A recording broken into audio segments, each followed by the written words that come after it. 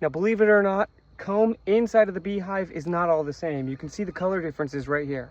This is honeycomb, and this is brood comb. It's easy to tell the difference. Honeycomb is lighter in color, and brood comb is clearly a lot darker. And it will have different types of bumps, and sometimes not as uniform because they're laying different types of brood, either queens, drones, workers. There's lots of different things that they could be doing, and it will change the shape of this. When you buy honey with the comb in it, this is what you'll be getting. And the reason why I keep brood comb is because this is a really great lure for bees. They really like the smell of brood comb. The ways bees see it is by smelling brood comb. It's been inhabited before, and if it's been inhabited before, it can be inhabited again. So they choose a new spot based off of smell, and it's not just a lure for beekeepers trying to get new bees. It's a lure in nature. If it's early spring and you're trying to trap some new bees, having brood comb around makes it a lot easier.